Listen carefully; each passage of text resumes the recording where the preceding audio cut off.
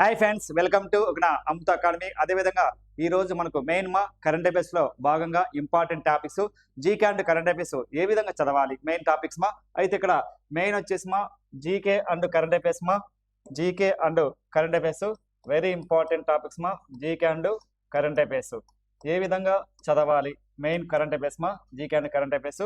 అయితే ఫస్ట్ మనకి ఏముంటాయి టాపిక్స్ బాగా చదవాలి.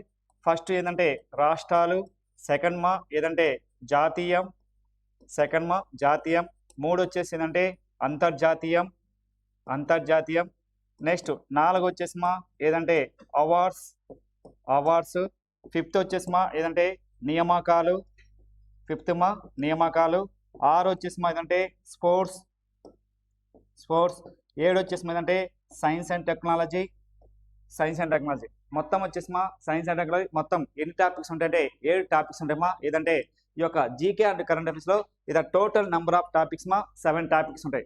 ఈ 7 టాపిక్స్ మనకు ఏ విధంగా చదవాలి? ఫస్ట్ రాష్ట్రాల గురించి అంటే ఇది ఆంధ్రప్రదేశ్ గురించి ఏ విధంగా చదవాలి అంటే ఆంధ్రప్రదేశ్ లో ఏ పథకాలు ఉంటాయి, స్కీమ్స్ అన్నమాట.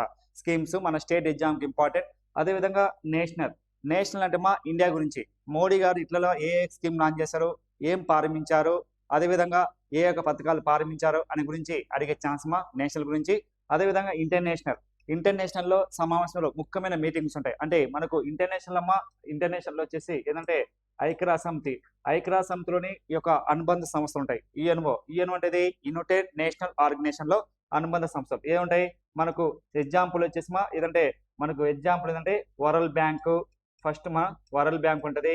నెక్స్ట్ అదేవిధంగా IMF, next G4, next G5, next G20, next G7 అట్లా కొన్ని మెయిన్ మీటింగ్స్ ఉంటాయి అన్నమాట. అంటే ఇక్కడ ఇంటర్నేషనల్ లో ఏమేమి టాపిక్స్ ఉంటాయి మెయిన్ టాపిక్స్ మనకి ఏంటంటే చాలా టాపిక్స్ ఉంటాయి. G20, G7, బిక్స్, సార్క్ ఇట్లా డిఫరెంట్ క్వశ్చన్స్ అడిగే ఛాన్స్ అంటే ఇంటర్నేషనల్ లో అంటే ఏ విధంగా ఖచ్చితంగా మనకు ఒక ఎగ్జామ్ లో ఇంటర్నేషనల్ గురించి ఖచ్చితంగా 1 లేదా 2 బిట్స్ ఖచ్చితంగా వచ్చే ఛాన్స్ అదేవిధంగా నెక్స్ట్ అదేవిధంగా అవార్డ్స్ లో మెయిన్ టాపిక్స్ ఇటీవల నోబెల్ ప్రైజ్ అవార్డు, ప్రపంచంలో బిగ్గెస్ట్ అవార్డు ఇది నోబెల్ ప్రైజ్.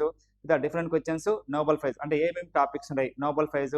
అదేవిధంగా నెక్స్ట్ ఇండియాలో వచ్చేసి భారత్ అవార్డు, సెకండ్ అవార్డు ఇది పద్మభూషణ్, పద్మశ్రీ అట్లా చాలా అవార్డ్స్ ఉంటాయమ్మా. అవార్డ్స్ అంటే సముద్రం సార్.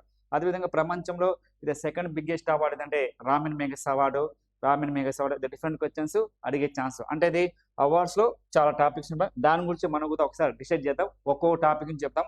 నెక్స్ట్ నియామకాలు అనుకో రీసెంట్ గా వచ్చేసి మణిపూర్ సీఎం గా ఎవరికంటే ప్రేమ్చంద్. అతను ఏ రోజు ప్రమాణ స్వీకారం చేశాడంటాడు. ఏ రోజు అంటే ఇది 13th February 2026 ఇది ప్రమాణ స్వీకారం చేశారు. అదేవిధంగా అతను ఎన్నో పర్సన్ అంటాడు. 13%.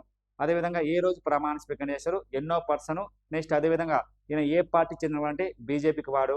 అదే డిఫరెంట్ క్వశ్చన్స్ అడిగే ఛాన్స్ అంటే రీసెంట్ గా అపాయింట్మెంట్స్. రీసెంట్ గా సుప్రీంకోర్టు చీఫ్ జస్టిస్ గా ఎవరెనికారు, అదేవిధంగా సెంట్రల్ విజిలెన్స్ కమిషన్ చైర్మన్ గా ఎవరెనికారు, అదేవిధంగా రైట్ టు ఇన్ఫర్మేషన్ యాక్ట్ చట్టం ఏ విధంగా ఎన్నికారు అంటే ఇదా డిఫరెంట్ క్వశ్చన్స్ అడిగే ఛాన్స్. అదేవిధంగా స్పోర్ట్స్ రీసెంట్ గా ఒక మ్యాచ్ జరుగుతుంది. ఏ మ్యాచ్ మనకు? T20 world cup. ఇదా T20 వరల్డ్ కప్ నుంచి అడిగే ఛాన్స్ మాట. అదేవిధంగా రీసెంట్ గా వరల్డ్ ఉమెన్ ప్రీమియం లీగ్ జరిగింది. అంటే వరల్డ్ ప్రీమియం లీగ్ జరిగింది ఈ మ్యాచ్. అంటే రీసెంట్ గా వరల్డ్ ప్రీమియం లీగ్ మ్యాచ్ కూడా జరిగింది అనమాట. అంటే డిఫరెంట్ మనకు ఎగ్జామ్స్ అడుగుతారు అనమాట. ఇదే స్పోర్ట్స్ లో చాలా ఉంటాయి సార్.